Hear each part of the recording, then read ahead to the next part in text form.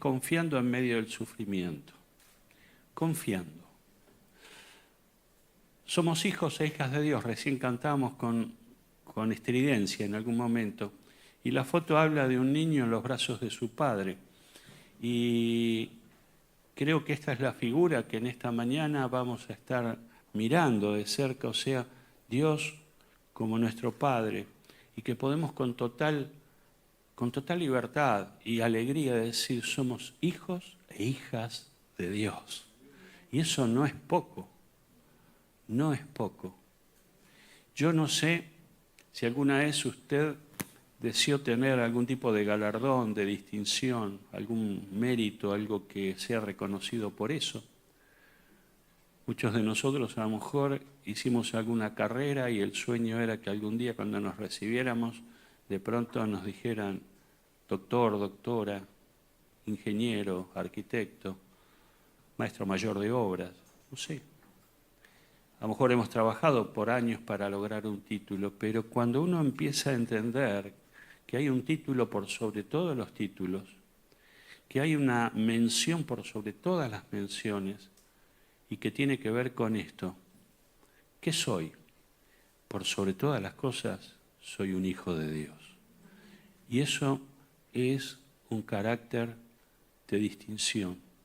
No por mí, no por vos, sino por Él, que tan amorosamente nos abrió sus brazos y nos recibió. Por eso que la parábola del hijo pródigo debería ser o nombrada no tanto como la del hijo pródigo, sino como el padre amoroso, la parábola del padre amoroso.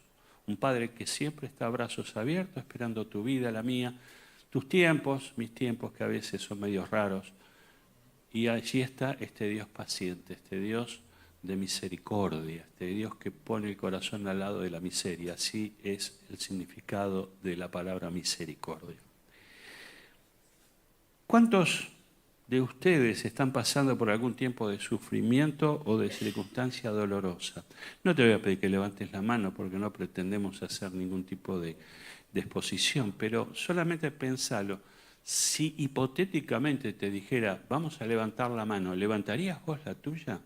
¿Te identificarías con esto de, sí, yo estoy pasando un tiempo difícil, yo estoy atravesando un mar que está encrespado por olas que son muy altas, por circunstancias que me superan? Generalmente pensamos y sentimos que es muy difícil esperar en el Señor cuando estamos en medio de las angustias. A veces aconsejamos a otros, tener paciencia, tener fe en Dios, confía, el Señor va a estar. Pero claro, el que está fuera de la situación le resulta un poco más fácil, pero el tema es cuando vos sos el protagonista, la protagonista, ¿no es cierto? Y entonces, qué fácil es decirle a otro, pero qué difícil es vivirlo cuando a uno le toca, ¿cierto? Y uno se muerde los labios en esas circunstancias. La reacción más frecuente es impacientarnos con Dios. Es muy frecuente, ¿sí? Estamos con mi esposa leyendo y meditando en la semana en el libro de Malaquías. El libro de Malaquías es pavoroso como el pueblo de Israel se refiere a Dios. Y le hacen un alegato a Dios. No nos has salvado, no nos has cuidado, no has estado con nosotros.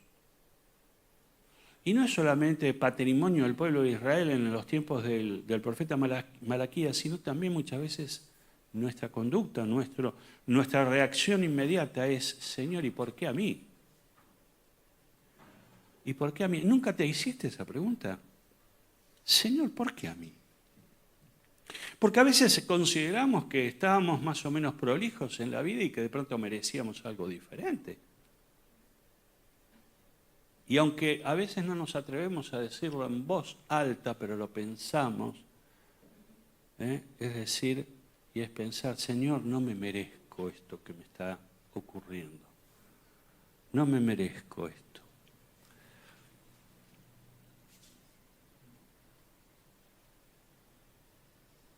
En lo más profundo de nosotros surge la pregunta, si Dios sabe por lo que estoy pasando, ¿por qué no interviene? Dios lo sabe todo. ¿Estamos de acuerdo? Es omnisciente, lo sabe todo. Y si Él sabe todo acerca de mí, Señor, ¿por qué estás permitiendo esto que me está pasando si sabes que no me está yendo bien? Si sabes que estoy sufriendo. Hoy vamos a descubrir la verdad que debo aprender para pasar con éxito por el valle de las sombras. Esa frase del Salmo 23. Aunque ande en valle de sombras y de muerte, ¿cómo sigue? No temeré mal alguno. ¿Por qué? Porque tú estarás conmigo. Pero estoy en el valle. Estamos en el valle.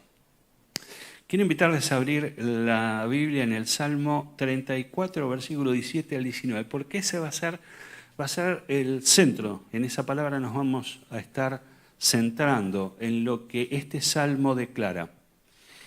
Y entonces, Salmo 34, 17 al 19, en Reina Valera dicen, claman los justos y Jehová oye y los libra de todas sus angustias. Cercano está Jehová a los quebrantados de corazón y salva a los contritos de espíritu. Muchas son las aflicciones del justo, pero de todas ellas le librará Jehová. Son 3 versículos, 17, el 18 y el 19, y cada uno de estos versículos encierra una verdad. Y uno en particular tiene una verdad revelada que si hoy el Espíritu Santo nos ayuda a entenderlo, vamos a dar un gran salto adelante en la calidad de vida que estamos teniendo.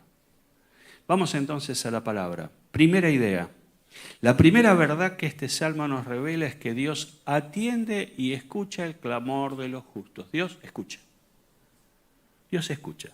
Ahora nos dice el salmista, claman los justos y Jehová oye y los libra de sus angustias. O sea, el secreto para todo lo demás que viene en esta verdad, en este versículo particularmente, tiene que ver con clamar a Dios. O sea, los que claman a Dios. Ahora, no dice los que piensan en Dios.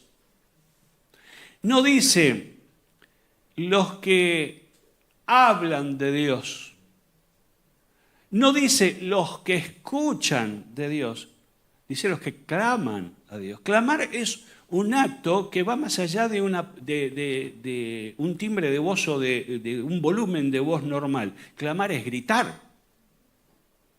Clamar es poner a voz en cuello. Creo que todos nosotros hemos gritado en algún momento, ¿no es cierto? Y más cuando hay un partido de fútbol. Hoy no voy a hablar de fútbol, para aquellos que esperan algún comentario. Van a tener que seguir rezando a San Armani, muchos de los que están aquí. Pero el tema es el siguiente, clamar. Clamar. Y clamar es gritar. Clamar es a voz en cuello. Significa que uno clama, uno grita cuando hay una situación límite, cuando hay una situación extrema, cuando hay un momento donde es crucial. Y entonces clamo a Dios. Y la condición es que para que Dios actúe, se mueva, se necesita entonces esta actitud de clamor. ¿Sabe qué ocurre? Que normalmente solemos decirle a Dios en tipo telegrama lo que nos está pasando y dar por enterado que la cosa ya está, que mi tarea ya ha terminado. Yo no sé cuánto usted ha clamado por un mismo tema, por una misma situación, pero está hablando de eso que persiste a veces en los días. Clamo hoy, clamo mañana, clamo pasado, hasta que Dios me oiga, hasta que Dios me preste atención.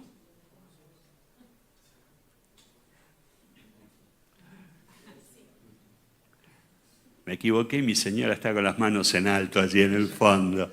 Ay, la persona que más lo conoce o más te conoce, acá la pone, el disparo. Dios atiende y escucha el clamor de los justos. Pero no solamente que escucha el clamor, sino que tiene que tener una condición. Y la condición son los justos. Escucha el clamor de los justos. En la Biblia, los justos son aquellos que caminan en rectitud, buscando agradar a Dios, siempre.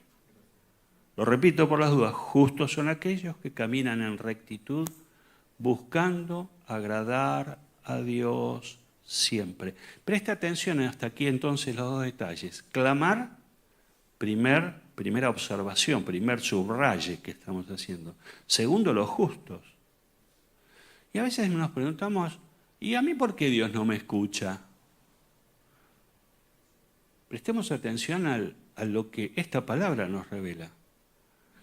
Clamor es grito extremo, es ir a Dios diciendo, Señor, se me va la vida. ¿Se acuerdan de Bartimeo, el ciego?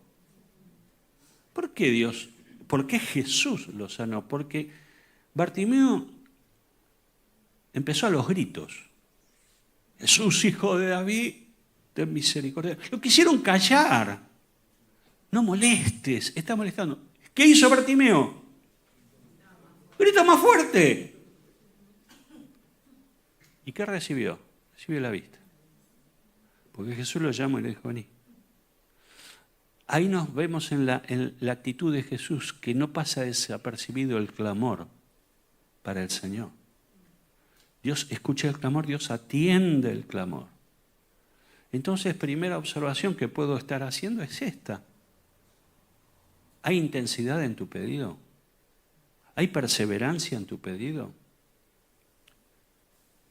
La segunda, en este primer punto que estamos viendo, tiene que ver entonces con los justos, con aquellos que obedecen a Dios. La palabra justo se la voy a poner simple, es obedecer a Dios. Los que obedecen a Dios son justos. Entonces la palabra justo es algo chiquita, pero nos cuesta entenderlo, meterla dentro de nuestra realidad argenta. Pero justos son los obedientes a Dios. Entonces me tengo que estar preguntando, ¿por qué Dios no me responde? ¿Porque no clamo suficientemente? Porque no ando en rectitud, porque no ando en obediencia. Y a veces pretendemos que Dios haga algo cuando nosotros estamos desprolijos en nuestra vida. Cuando practicamos pecado, cuando andamos en desobediencia, cuando andamos en indiferencia y pretendemos que Dios nos escuche. Es cierto que el amor de Dios no tiene límite. Es cierto que muchas veces Dios hace mucho más allá de lo que creemos y entendemos. Es cierto. Dios nos sorprende. Pero de lo que vos o de mí dependan, entonces tengo que tomar esta palabra como un sistema operativo para el cual actuar con Dios. Tengo que clamar y tengo que andar en obediencia. Cuando ando en obediencia, o sea, andar en obediencia es ponerme de acuerdo con Dios. Ando en obediencia cuando hablo el mismo idioma de Dios. Ando en obediencia cuando digo lo que Dios dice. Cuando obedezco lo que Dios dice. Y cuando soy lo que Dios dice. Entonces, a lo mejor si reviso estos aspectos, puedo encontrar algunas fallas en mí que han impedido la respuesta de parte de Dios.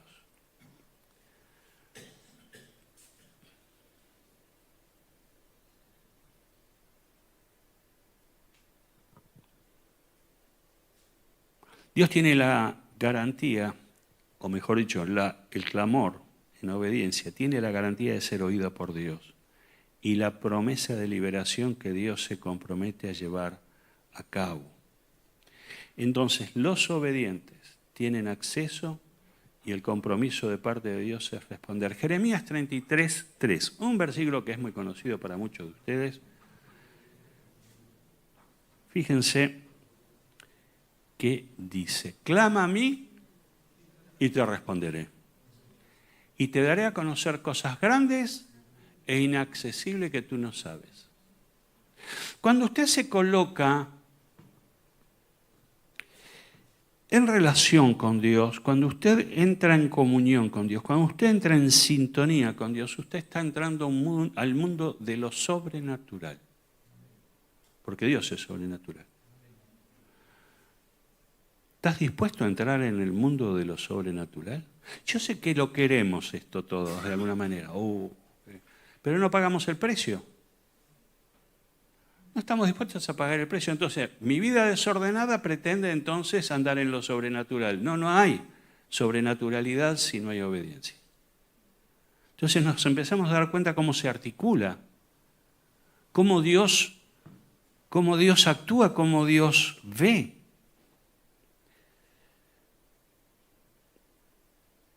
Segunda idea del pasaje que hemos visto, la segunda verdad. Esta verdad es tremendamente importante. Versículo, allí en el Salmo que hemos visto, cercano está Jehová a los quebrantados de corazón y salva a los de espíritu abatido.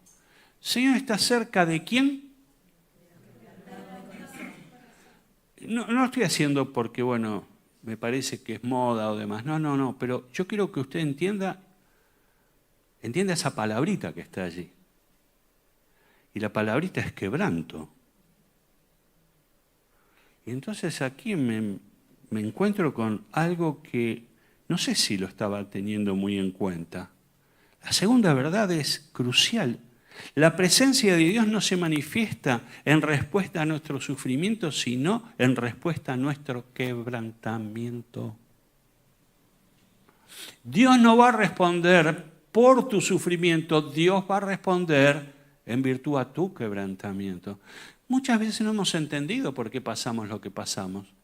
Hay personas que están en situaciones muchas veces de enfermedad, de crisis familiar, de problema matrimonial, de situaciones que vienen. Por supuesto que no todo es mi responsabilidad, porque cuando hablamos de otras personas, la otra persona tiene por lo menos el 50%, comete errores y toma decisiones de las cuales no estamos de acuerdo. Pero hay algo que tengo que entender o que me va a ayudar a sobrellevar mucho mejor lo que en este momento estoy sobrellevando, y es que Dios, más que nuestro sufrimiento, más que lo que el valle de sombra de muerte por el que estoy atravesando, Él le presta atención al grado de quebrantamiento, porque el sufrimiento en las manos de Dios es un sufrimiento con propósito. El sufrimiento sin Dios es una locura. Es para enloquecer. Sufrir sin Dios es sufrir sola. Sufrir sin quebrantamiento es realmente algo que enferma la mente y el corazón. Destruye a la persona porque no tiene herramientas, no tiene elementos, no sabe de dónde agarrarse y no sabe a quién recurrir. Pero cuando empiezo a entender que la hora amarga que vino sobre mi vida, la situación negativa que estoy atravesando, en Dios tiene propósito, porque recuerde lo que nos leyó Silvina, a los que a Dios aman, todas las cosas ayudan para bien. Y esto no es una frase diplomática, es una verdad revelada. Dios aún en nuestro sufrimiento tiene un propósito. ¿Te preguntaste por qué has sufrido lo que has sufrido a lo mejor en este último tiempo? Si estás hoy sentado aquí y de pronto no le encontrás sentido a por qué sufriste, realmente es penoso. Realmente es muy penoso. Porque sufriste sin propósito, sufriste sin sentido. Sufriste inútilmente. El sufrimiento en Dios me conduce inexorablemente a una experiencia que habla el salmista, los quebrantados de corazón. Hace un rato mi hermano en la oración inicial hizo mención de decirle al Señor, Señor, quebrantame. Señor, quebrantanos. No es una oración muy común. Porque quebrantar es romper. Señor, partime. Señor, rompe esta cáscara en la que me he envuelto a través de los años, esta cáscara del resentimiento, de la falta de perdón, esta cáscara del odio con la que estoy recubierto. Señor, rompe. Pero cuando Dios rompe, duele. Cuando Dios rompe, duele. Quiero contarles algo que el otro día me hizo recordar un hermano de una experiencia que yo ya he contado desde aquí y muchos de ustedes lo saben. Estoy luchando con un teclado que me apareció en la pantalla. Voy a tener que pedirle a mi esposa que me auxilie. Ahora sí vení. Como la tablet desde ella. Pero me hizo recordar una experiencia en carne propia. Tenía 28 años. Yo. Algún día tuve 28 años. Y aquellos que a veces nos preguntan...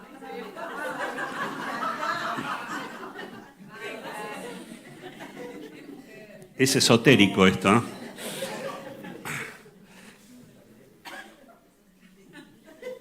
Algunos nos preguntan, ¿cómo fueron los inicios de esta iglesia?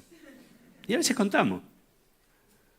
Y hemos quedado pocos de aquella etapa de los años 78, 80, 80 y algo, ¿no? Ayer estábamos pensando en eso. Que habíamos comprado, se había comprado este terreno, que tenía una casa vieja, pero de esas casas viejas que están los ladrillos asentadas en barro. Y nos empezamos congregando en la parte de adelante de la casa vieja, piso de pinotea, que estaba caído por un lado. Uno tenía que ir haciendo equilibrio para no caerse de costado por el desnivel. Y así empezamos, o mejor yo continuamos, habíamos empezado en otro lado antes. Y se estaba desarmando la parte de adelante y estábamos salvando los ladrillos. Y entonces estábamos haciendo una hilera de pasamano, ¿vieron que se recibe del de adelante, se pasa? Y en una de esas que yo estaba haciendo ese movimiento, ¡tac!, un sonido en la espalda y me quedé duro. Y así como me quedé, me agarraron y me llevaron a mi casa. Las primeras cosas, lo primero, Cecilia me dice, vamos, tomate un antiinflamatorio. Y tomaba el antiinflamatorio y creo que me dolía más todavía. No me podía levantar de la cama. Vino un traumatólogo conocido, medio amigo de la familia, vino a verme a mi casa. Y me dice, mirá, me parece que tenés la compresión del ciático, o sea, ahí estás en tema en columna. Bueno, radiografía, tenía una hernia de disco en cuarta, quinta lumbar. Bueno, empieza el calvario para mí y ya se van a dar cuenta por qué. Me dice 15 días de reposo absoluto, no te mueves de la cama, ni siquiera para ir al baño. No le voy a contar esa parte de la historia porque me las arreglé como pude, pero no me pregunte. Lo cierto es que estaba en un reposo absoluto y me daban unas inyecciones de vitamina B1, B6, B12, que eran como ácido muriático que te metían. Ustedes no saben lo que son esas inyecciones. Le pido perdón si alguno está con eso, porque dice, el pastor en vez de alentarme me está matando. Pero cómo dolía. Venía mi hijo mayor, Damián, que en aquel momento Damián estaría teniendo unos 4 años, calculo. No, más chico. Y viene y dice, papá, vamos a jugar a la pelota, me decía. Y a mí se me caen las lágrimas. Abrazado a la almohada, como podía. Bueno, un día me levanta y me dice, te voy a enyesar, me dice el traumatólogo. Y me enyesa desde aquí hasta aquí. Parecía un caballero de la Edad Media con la coraza. Ustedes no saben lo que era manejarme con eso. Y me agarró el mes de Septiembre, octubre y noviembre. Noviembre fue un infierno por el calor. No sabía cómo rascarme. Me metía una aguja de tejer porque por supuesto no me podía bañar, no me podía meter bajo la ducha. Y así estaba. Y bueno, volví a trabajar, manejaba el auto con toda esa coraza de yeso, como podía, y de pronto viene el momento que me tienen que sacar el yeso. La esperanza era que tuviera 10. Pero ahora les hago aquí un paréntesis. Cuando estaba en la cama en esos 15 días, hablo con Dios y le digo, Señor, si vos no me sanás a mí, yo jamás voy a orar por alguien que esté enfermo.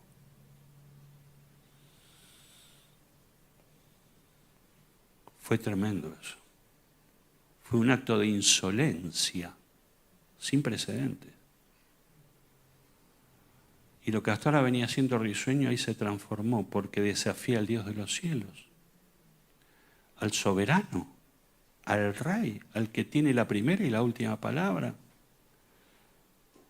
¿Cómo me arrepentí de esas palabras con el correr del tiempo? Porque en lugar de mejorar, empeoraba. Me sacan el yeso y me ponen un corsé envallenado hecho a medida, que tampoco me lo podía sacar solo para duchar. Otros 3 meses. Era el tiempo de sacar y yo estaba doblado así. No había sanado mi dolencia. Mi hernia de disco seguía tan viva como el primer día. Ya no sabía qué hacer. Acupuntura. Antiinflamatorio de todos los colores. Pero allí estaba, sin resolver mi enfermedad. Hasta una mañana. Esa mañana, hoy la guardo en mi recuerdo como una mañana de gloria. Guardaba el coche a 1,5 cuadras de la casa donde vivíamos en Escalada, entonces tenía que caminar hacia 1,5 cuadras. Y caminando, en un momento dado, que no comenzó ahí, sino que ya venía un proceso de bajar la cabeza delante de Dios y humillarme y quebrantarme. O sea, romperme. Porque esas palabras insolentes que había tenido, no solo me tuve que arrepentir por haber sido tan insolente con Dios, sino que no me podía explicar por qué yo había dicho eso en mi desesperación. Quería volver el tiempo atrás, pero no podía. Pero esa mañana Dios trató conmigo en esa calle de Remedios de Escalada. De pronto iba caminando orando al Señor. Ya no estaba orando por mí, estaba adorando y alabando al Señor y diciéndole, Señor, no sé si me vas a curar o no, pero yo te doy la gloria. Yo me humillo ante tu presencia, Señor. Yo no sé si pasaron autos o no en esa calle, pero para mí esa calle se iluminó y estaba yo solo con el Señor. Y fui lleno del Espíritu. Y hablé en lenguas y no tengo el don de lenguas. Tengo otros dones, pero no ese. Pero esa mañana empecé a adorar al Señor en un lenguaje para mí inédito y desconocido. Pero la gloria de Dios estaba tomando mi vida. ¿Saben qué pasó? En una semana quedé sano. Desapareció completamente. Cuando iba ¿Y qué pasó? No estás teniendo nada. Y la radiografía otra vez el disco en su lugar. Nunca más. Nunca más. Pero la experiencia fue la del quebranto. Y claro, si queremos ser alguien delante de Dios, tenemos que dejar que Dios rompa. Si seguís tan entero como siempre, pensalo. Porque Dios te va a romper igual. Solo que con tu pedido, tu ayuda, o resistiéndote. Jacob resistió. Y quedó rengo para toda la cosecha, ¿se acuerdan? Cojeaba cuando luchó con el ángel. Todos a veces tenemos huellas de quebrantos.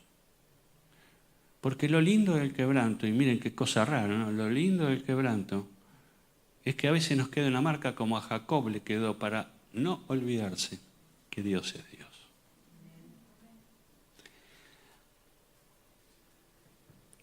Salmo 51,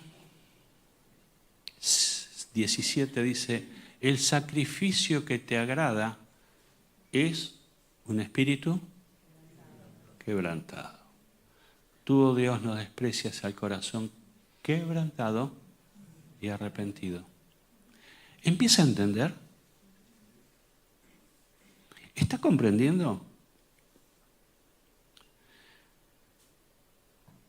Tal vez, cuando te vayas de acá, le hables a tu dolor y empieces a decirle en un lenguaje figurado, si podía matarte, te mataba, pero ahora te quiero mucho. Porque a través de este dolor me estás tratando a mí. Porque a través de esta circunstancia me estás tratando a mí. Yo sé que esta palabra no es muy común escucharla en las iglesias. Porque usted me puede decir, pastor, yo venía por ánimo y usted me está tirando un volquete encima. Pero se va a dar cuenta que no. Porque las cosas van a seguir, porque a lo mejor la circunstancia negativa va a continuar. Pero ¿qué va a hacer usted con esa circunstancia? ¿Qué va a hacer? ¿Seguirse rebelando? ¿Seguir mirando para el cielo así como de reojo, como diciendo? O a lo mejor empiece a decir, Señor, entiendo. Entiendo lo que estás haciendo, entiendo lo que querés hacer. Salmo 147, 3. Dios está cerca en la aflicción, Dios está cerca en el tiempo de quebrantamiento. Sana a los de corazón quebrantado y venda sus heridas. Fíjese que Dios trabaja con ese material. Vio que no vimos un versículo, vimos más. Dios tiene especial trato con los quebrantados. Y si permitís y te quebrantás delante de Dios, voy a darte la mejor noticia que puedes recibir. Vas a vivir los años más felices de tu vida. Porque ya no vivo yo, mas vive Cristo en mí. Ya no me ven a mí, ahora lo van a ver a Él. Porque es necesario, dijo Juan el Bautista, que yo mengüe para que Él crezca. El quebranto nos lleva a eso, a menguar.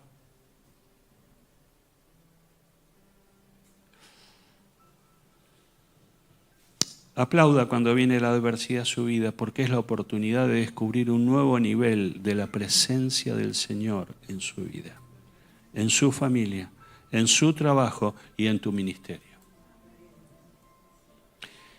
2 Corintios 12, y casi vamos cerrando, 12, versículos 9 y 10. Dice, pero él me dijo, el apóstol Pablo, lo hemos hablado en otras oportunidades, te basta con mi gracia. Le pedía ser sano de una dolencia, lo denominaba el aguijón en la carne. Y yo explico esto siempre. Lo más probable, según los teólogos, era que era un problema en la vista, un tipo de miopía. Pero hay otro grupo de teólogos que dicen que eran estados depresivos, recurrentes. Luchaba contra eso. Y entonces él me dijo, cuando él le pedía ser librado, dice, te basta con mi gracia, pues mi poder se perfecciona en la debilidad. Por lo tanto, gustosamente presumiré más bien de mis debilidades para que permanezca sobre mí el poder de Dios.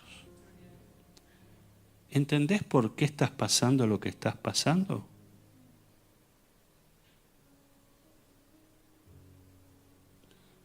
Yo sé que cuando me baje acá y los salude allá, van a decir, pero a pesar de todo no estoy de acuerdo con Dios. ¿Sí? Yo quiero animarte hoy a que tomes la decisión de ponerte de acuerdo con Dios. Salmo 16, 11. En la presencia del Señor todo cambia. Me has dado a conocer el camino de la vida, me llenarás de alegría en tu presencia y de dicha eterna a tu derecha. Eso es lo que le espera. Volvé la palabra, por favor. Déjala en pantalla un segundito más. Me has dado a conocer el camino de la vida, me llenarás de alegría en tu presencia y de dicha eterna a tu derecha. O sea, yo hace un rato dije, los mejores años de tu vida no van a ser lo que has vivido hasta ahora, sino los que vas a vivir a partir de ahora, cuando te pongas de acuerdo con Dios.